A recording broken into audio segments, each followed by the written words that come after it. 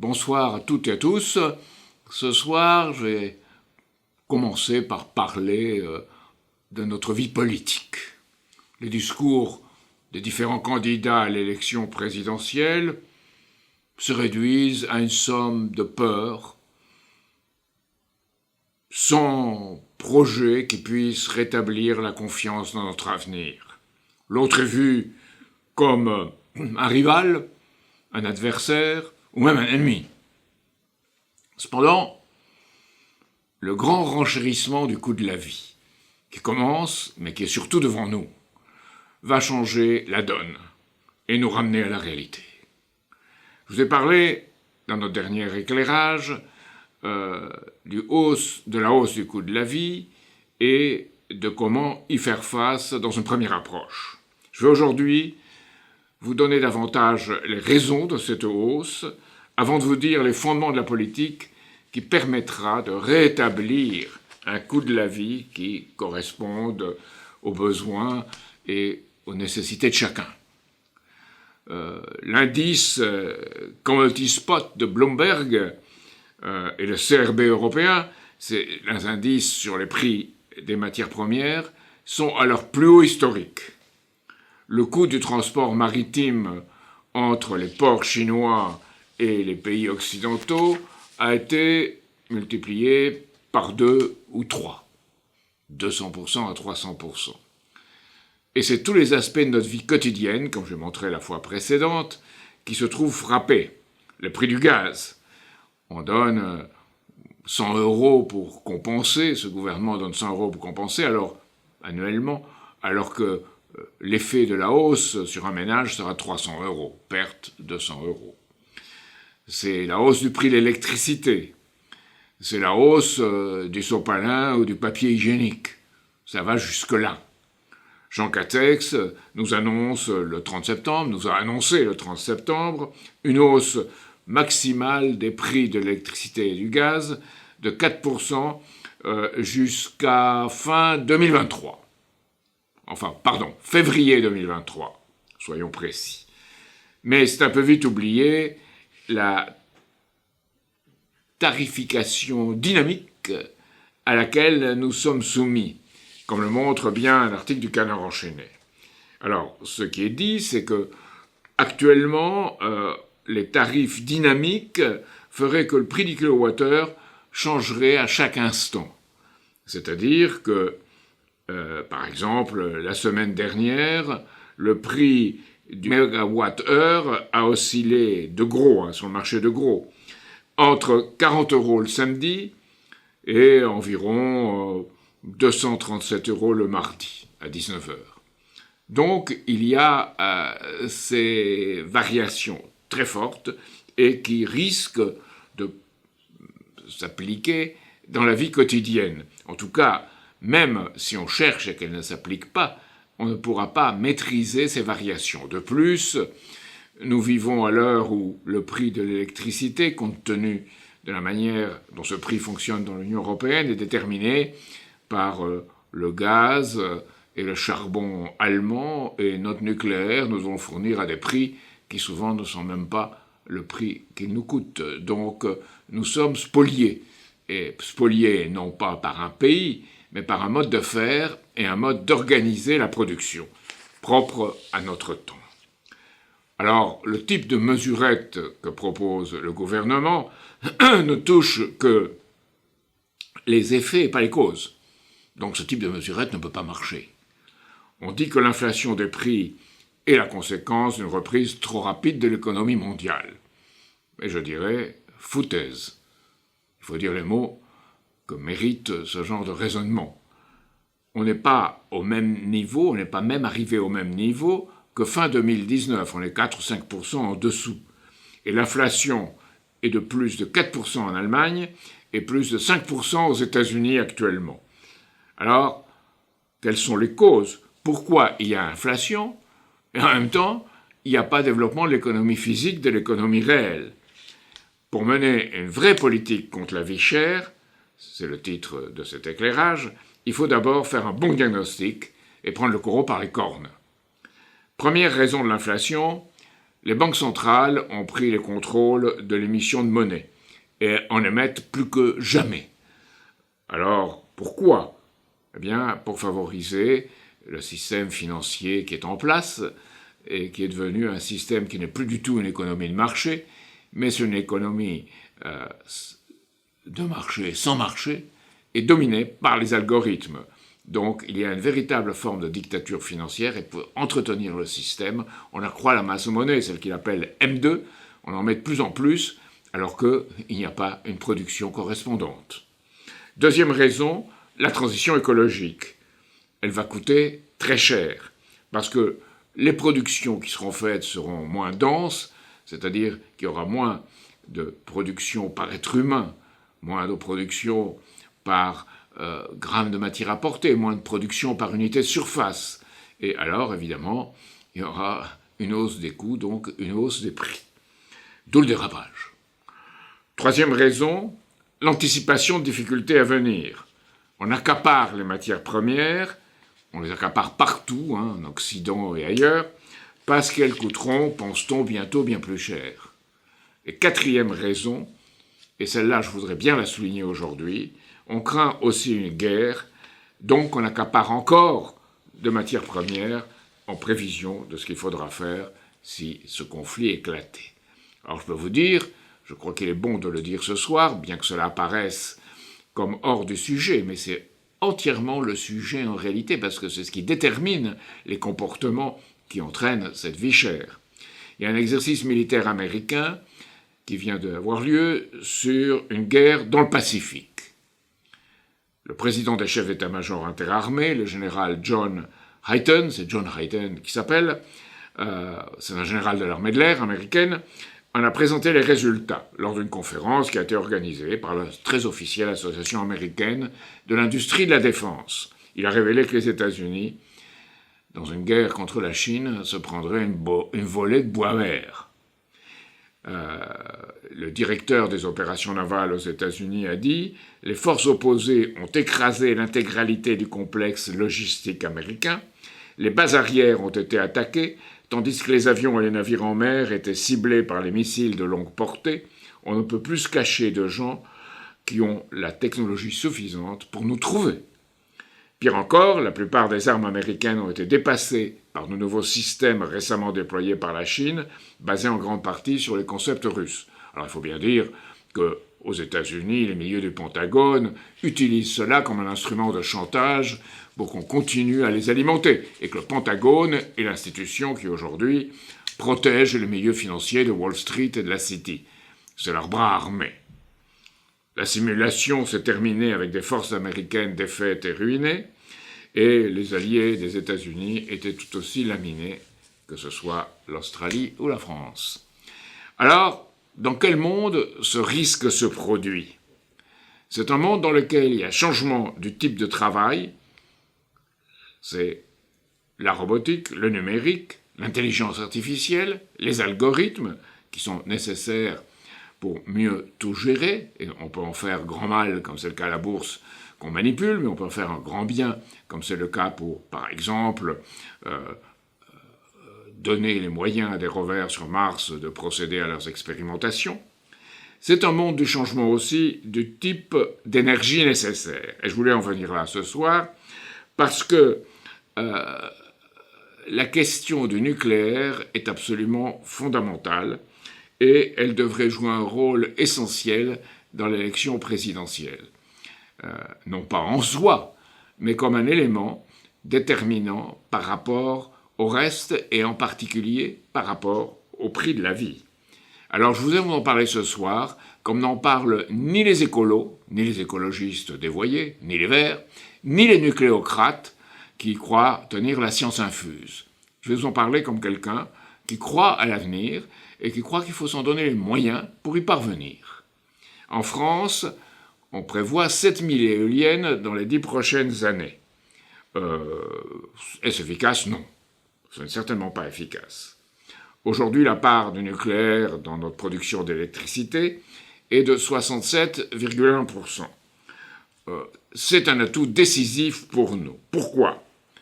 Parce qu'il ne produit pas de CO2. Ouais, c'est un argument. pour ceux qui croient au grand danger d'un réchauffement climatique. Mais de toute façon, il faut bien dire qu'on y croit ou qu'on n'y croit pas, la France y contribue très peu. On est plus clean que les autres, et que nous décroissions la part n'aurait pas grand effet sur le climat du monde. Ce n'est pas mon argumentation. Moi, je pense que le nucléaire, et je le sais, a une densité de flux d'énergie plus élevée. Comme je le disais tout à l'heure, le critère, par être humain, par unité de surface et par gramme de matière apportée. Alors, ça paraît compliqué, mais c'est très simple. C'est la fameuse histoire du kilo de plomb et du kilo de plume. C'est la même chose, c'est 1 kilo, mais la masse de plume doit être beaucoup plus grande que la masse de plomb. Là, le nucléaire a cette densité beaucoup plus grande. Et on peut faire plus, beaucoup plus, avec moins. Pourquoi pas les renouvelables, alors ? Est-ce que certains ne disent pas qu'elles sont moins chères que le nucléaire ? Oui, ils le disent. Mais les renouvelables, c'est quelque chose qui capture un principe extérieur, qui sera le vent ou le soleil, selon des formes qui sont celles d'hier. Là, l'éolien et le solaire sont tributaires des conditions climatiques au moment où l'énergie apparaît, l'énergie est produite. Elles sont intermittentes, qui fait que dans un pays comme l'Allemagne, aujourd'hui, qui prétend être sorti du nucléaire pour des raisons écologiques, en réalité, 30% de l'énergie est produite par le charbon, une grande partie sera le gaz russe, et avec le charbon et le gaz russe, un chantage est fait pour que la France ne soit plus avec son atout nucléaire. Et dans ce qu'on appelle la taxonomie européenne, on veut, du point de vue allemand et d'autres pays, ne pas inclure le nucléaire. C'est une catastrophe pour notre pays, si c'est fait, parce qu'on n'aura plus accès à ce qui permet de financer le nucléaire, et c'est une catastrophe aussi pour l'Allemagne, qui fait la bêtise de s'infliger à elle-même quelque chose qui va contre ses intérêts à moyen et long terme. Alors, évidemment, quant à la pollution, il y a 10 à beaucoup plus, peut-être même 40, 50, et certains disent 100 fois moins, dans l'éolien. Il y a 10 à 100 fois moins de métal en moins dans le nucléaire et 10 à 100 fois plus dans l'éolien, par exemple, et le photovoltaïque. Plus que dans le nucléaire, par kilowattheure produit à un moment donné. Il faut faire donc plus de 10 fois de trous dans la Terre pour aller chercher les métaux rares, dans les deux cas, à production d'énergie identique par rapport au nucléaire et par rapport aux renouvelables. Et l'extraction du silicium, qui est nécessaire, surtout pour le photovoltaïque, bien sûr, mais aussi pour l'éolien, n'est pratiquement pas prise en compte dans les coûts. Plus, dans l'évaluation des coûts, il y a bien sûr les déchets et le démantèlement des centrales nucléaires, dont on parle tant. Mais le coût pour les éoliennes, pour le démantèlement des éoliennes, sera tout aussi important, et la durée de vie d'une éolienne, c'est 15 à 20 ans. Donc c'est moins que celle d'une centrale nucléaire. Le nucléaire, comme les barrages pour l'hydroélectricité, c'est un lieu connecté à des consommateurs. Pour les renouvelables, c'est une multiplicité de producteurs, une multiplicité de lieux, et ça exige le coût très élevé d'un réseau qui est à brancher. C'est un branchement de réseau qui coûte très cher. Alors, pour le nucléaire, les déchets actuels peuvent être brûlés par des types supérieurs de production. Ce sont les fameux surgénérateurs, dont c'était le cas de Superphénix, dont l'abandon a été une bêtise économique et scientifique. C'est la filière thorium, qui détruit en grande partie le plutonium et les autres déchets. Et c'est les SNR, les nouveaux petits réacteurs, qui peuvent être produits en série.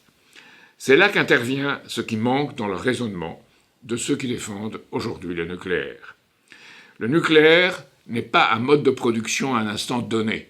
Ce n'est pas le procédé Westinghouse. Le nucléaire, c'est une intervention humaine maîtrisant un principe physique de la nature. Il ne s'agit donc pas en soi de telle ou telle centrale existante, mais d'un processus de découverte humaine associé aux forces productives du futur. Et c'est en cela, son amélioration continue, que le nucléaire est capable d'assurer la source d'énergie du futur, pour traiter les métaux ou pour assurer l'électricité dans les domiciles de chacun d'entre nous. Faire plus avec moins, c'est le principe de moindre action et donc de coût moindre par unité. Ainsi, le nucléaire n'a pas les inconvénients de la transition écologique ou de la transition énergétique par les renouvelables. C'est un processus. Il y a la fission actuelle, les procédés actuels, il y a la fission de 4e génération, en particulier les filières thorium, et le thorium est beaucoup plus disponible que l'uranium dans la nature, et il y a la fusion thermonucléaire contrôlée, pratiquement sans déchets. Des avancées dans ce domaine de la fusion ont été faites en Chine, aux États-Unis, et nous pourrions faire beaucoup plus avec notre mégajoule des Landes, mais nous l'avons trop utilisé dans le militaire et pas assez dans les découvertes physiques. Alors, ce nucléaire civil est la condition même pour la paix dans l'économie du monde. Il faut le dire et le répéter, parce que ceux qui ont intérêt à la guerre, évidemment, n'en parlent pas ou le nient. En effet, en assurant une source d'énergie à faible coût, c'est ce nucléaire comme dynamique qui permettra le développement économique mutuel qui est si nécessaire à la paix. Ce n'est pas quelque chose de mécanique, ça dépend de la volonté politique. Et il faut du nucléaire et de l'électricité pour faire des hôpitaux, pour avoir de l'eau potable, pour organiser la voirie, pour avoir une vie en société et avoir des centres urbains qui soient dignes de la vie de chaque être humain. Et il faut cette électricité pour développer les pays du tiers-monde, pour développer l'Afghanistan, pour développer le Niger, pas seulement pour nous, ça doit être pas seulement le grand central vu pour nous, ça doit être un procédé qui doit être mis à la portée de tous si on veut avoir la paix dans le monde. Alors oui, évidemment, ce nucléaire du futur est en effet la meilleure garantie de la paix contre le recours au nucléaire militaire. Les forces productives n'ont pas une existence indépendante, d'autre part, elles doivent être associées à des structures, à des modes sociaux de production plus inclusifs et plus justes, qui correspondent dans leurs projets et dans leurs valeurs à la société de l'avenir que nous devons construire. Alors évidemment, cela veut dire qu'on arrête de faire le choix du chômage, comme on le fait dans nos sociétés, et qu'on arrête aussi de bafouer le travail créateur.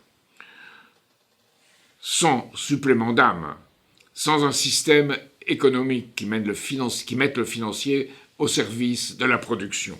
Non pas comme aujourd'hui, le financier qui joue pour lui-même. Si il n'y a pas supplément d'âme, évidemment, si on n'améliore pas les modes de production du nucléaire, ça peut être aussi une catastrophe. Donc, c'est cette forme d'amélioration constante que nous devons appliquer. Et le nucléaire, c'est donc le développement mutuel, accroître la capacité d'accueil de notre univers dans une société qui pense à 50 ans et pas dans les délais du prochain journal télévisé ou de la prochaine élection présidentielle. Donc c'est cette vision qui est nécessaire. Ce n'est pas une vision irréaliste ou utopique, c'est une vision de ce qui est nécessaire si on veut assurer qu'on renverse ce cours des choses, du renchérissement de la vie, qui mène à une inflation inéluctable si on ne prend pas les mesures permettant de l'arrêter, si on ne va pas au fond des choses. Alors, pour conclure, je vais vous dire, mais celui-là, on dira, il parle comme M. Jancovici. Eh bien non, parce que M. Jancovici défend quelque chose qui existe à un moment donné. Et il est pessimiste. Il dit que le monde est déjà trop peuplé, qu'on ne peut pas aller de l'avant en le peuplant davantage. Moi, je pense au contraire qu'il faut recevoir toute femme et tout homme avec un beau visage, et que notre avenir, c'est de peupler. Alors, cela veut dire que un nucléaire, dans la dynamique que je dis, c'est ce qui permettra ce peuplement à un moment de l'histoire où, dans le monde, on est, du point de vue de la démographie, du point de vue de la population, à 1,56 enfants par femme en moyenne, c'est-à-dire qu'on n'aura pas assez d'êtres humains pour assurer l'avenir de ce monde. Alors certains diront, oui, mais en Afrique, c'est différent et ils nous menacent. C'est un raisonnement stupide, économiquement, moralement et politiquement, parce que si on assure un développement mutuel et un développement là-bas, on aura des mouvements de migration qui seront des mouvements qui peuvent devenir choisis et d'un intérêt mutuel. Pas comme dans les circonstances actuelles, ou dans ce monde en contraction, ils apparaissent comme une menace. Et je veux dire donc de plus que M. Jancovici ne mentionne pas la possibilité pour le nucléaire d'alimenter une politique spatiale où l'être humain ira au-delà de lui-même. La fusion thermonucléaire permettra d'accélérer les voyages, d'en diminuer la durée pour aller par exemple sur Mars. Si on reste avec les systèmes actuels, on risque, en raison des radiations cosmiques, de souffrir au cours du voyage. Alors tout cela vous apparaît peut-être loin de la vie chère de tous les jours. Eh bien non, c'est exactement le sujet, et si une campagne présidentielle était digne de ce nom, elle devrait traiter du logement, elle devrait traiter du pouvoir d'achat, elle devrait traiter de l'économie, de l'éducation. Et pour cela, elle devrait approfondir les notions, comme j'ai essayé de le faire ce soir pour le nucléaire, pour montrer que le nucléaire sera un des éléments qui permettra de combattre la vie chère.